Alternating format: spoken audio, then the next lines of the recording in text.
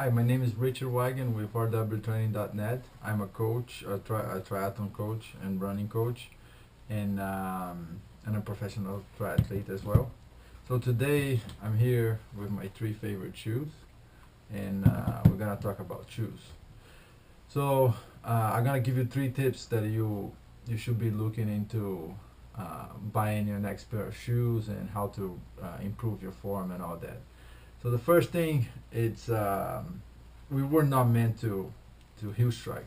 So if you look at the anatomy of the foot, you know, here it's hard and narrow, and here it's wide and soft. So we're supposed to be landing on the forefoot, not on the heel.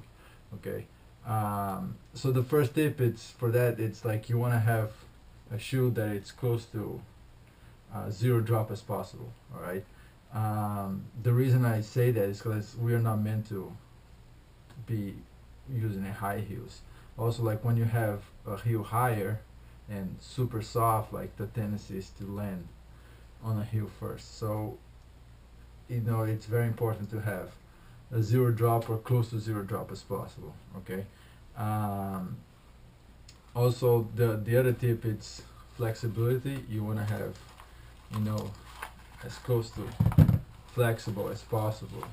Like you can see, the more you have, the less flexible it is. But you want to have a lot of flexibility on the shoes because everybody foot is different, shaped different, and they're gonna flex in different spots. So it's very important to have a lot of flexibility on your shoes.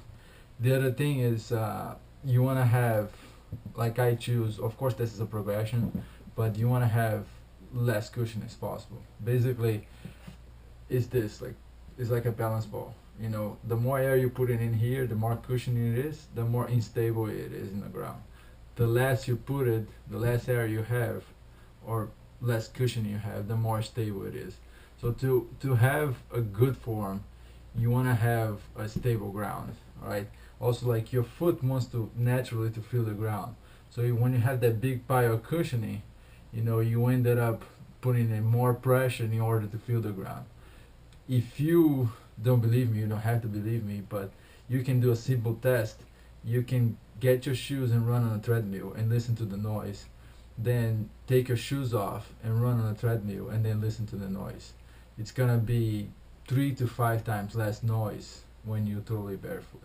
Okay, so that's our three main things I actually tell people to look for it. Of course, all those three shoes, you gotta have a progression on it, and the progression is gonna be different from everybody because everybody's different. Some people are stronger, some people are not, and depending how long you've been running and all that. And for some people, like just going a quarter mile with a shoe like this will be already enough. So you gotta make sure you do the right progression. But main thing is it's gonna be better for you. It's gonna be injury free, and as long as if you do correctly, it's gonna be injury free, and you're gonna have a better form. To have an idea, I did an Ironman before with the five fingers, and I did a test.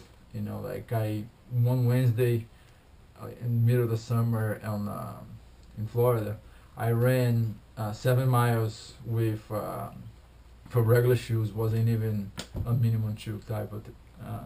Then I ran 7 miles with a 7:20 pace, pretty much, with a heart rate of 144.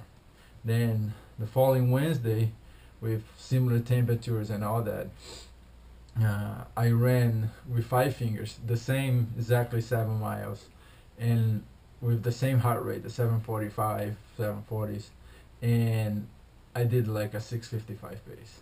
So you are more efficient, and then when you run longer distance, like you want to keep your form good all the way to the end, because like even if you are in pain, you're gonna be able to maintain the speed because you have a good form. So that's very important. It's very easy to start, and and that's pretty much it. If you look for zero drop, uh, flexibility and cushioning, and of course make sure that you do the right progression in it. One thing I want to talk about is my background too. I manage a running store for probably like about 2 years, and I saw the difference. I saw so many gait analysis, and I was always like interested in it. And I saw that the lower the profile of the shoes, like the closer to barefoot it is, the more efficient the people were. Like from everybody, okay, from a guy who never ran from a guy who always run. Like I saw the difference. I saw many tapes. Okay, we did it all the time in the store. So it is a more efficient, but you got to make sure that you do the right progression. You do it slowly and increase it from there. Another good running exercise that I always tell everybody, it's running barefoot, either the grass or on the sand. Just a little bit at a time, so you start building up and having a better form. All right. I hope you guys enjoy it. Test it out. So next time you buy running shoes, a little bit more to look for it. And if you have any questions, just check it out. My website is www.rwtraining.net.